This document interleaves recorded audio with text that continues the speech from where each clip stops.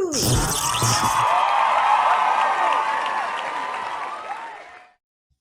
yeah. All right. 1985. We congratulate Sontia for her fame of her recent podcast she was on the other day. Oh, yeah. I was on the Aaron and Austin podcast. Yeah, that was fun watching you. I watched the show last night. Oh, thank you. I appreciate it. We appreciate the plug.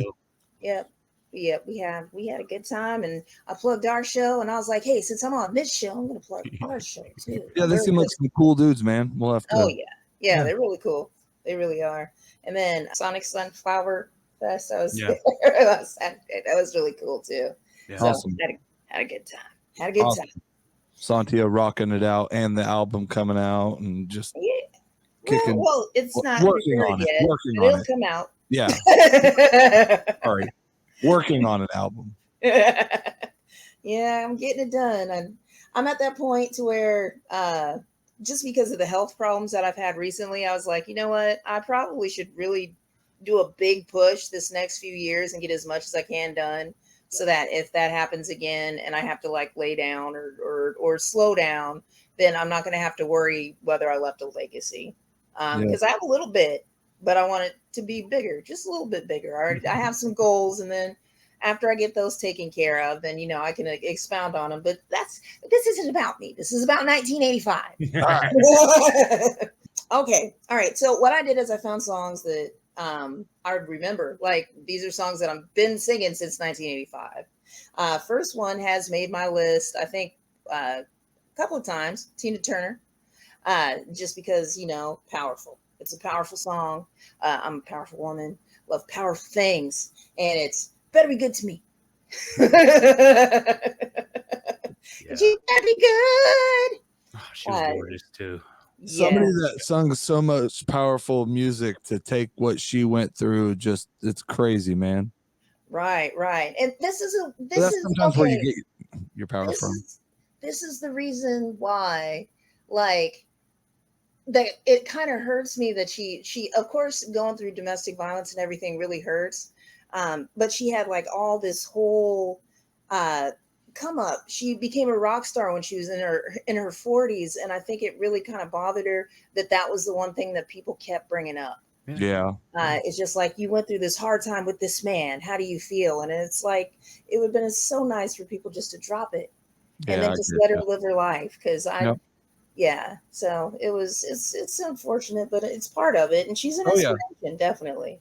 I actually I think that's where she got a lot of her power and that stuff from too, is, so it's also hard to, I guess, escape that. So yeah. Good song. Yep. It's a good song. Number 2. And I remember when the first time I heard this song, I remember hearing this song when it came on TV, and I was 4 or 5 or 6 or whatever in 1985. And it was Pink Cadillac by Aretha Franklin. And I had not heard an Aretha Franklin song that I recognized before then. Pink Cadillac was it.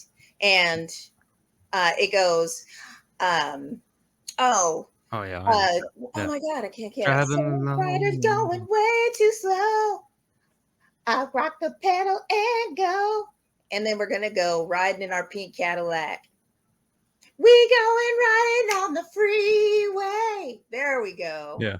In love in our pink Cadillac. Yep. And I never wanted a pink Cadillac. I still don't. But if I did, it would have been because of that song.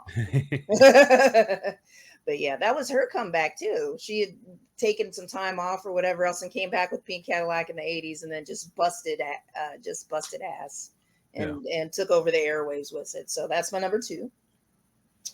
Number 3 is Personal. And this was a song that came on years ago. I had my best friend, and then he had his uncle Chris. And his uncle Chris would invite me over to hang out. And this was a period of time when I was just kind of finding myself as a person, and I was just kind of weird and awkward and scared to be around people. And Uncle Chris accepted me as the weird person that I was. And we were at a bar It's called Rhonda's Place now. I don't know what it was called before then. And this song, Whitney Houston's "How Will I Know?" You know, how will I know that he looking of me? That song came on, and we were like eating pizza and we were having fun, and me and my best friend were dancing in the just dancing around and then having a good time. And my Uncle Chris was there, or my friend's Uncle Chris was there, and he was dancing and having a good time. And it was just like the most beautiful day. And then probably about a month later, Uncle Chris died. No. He passed away. And so every time I hear that song, I think of that day, and that you just cherish the times that you have with people, and really embrace moments, so that if it's the last moment that you see somebody, that's going to be what you remember. So, and it's also a good song. Whitney Houston was killing it in the 80s. Oh yeah. She was my girl, man. Bodyguard. I mean, that was early 90s, but man, she's the queen. Yeah, she still is. She still is. Even with her fall, which everybody always wants to remember your bullshit, but really when you take into account her whole legacy or whatnot, you know, that bullshit didn't matter. She had problems. Everybody has problems. Let it go. Yeah, for some reason, most of the best end up having problems.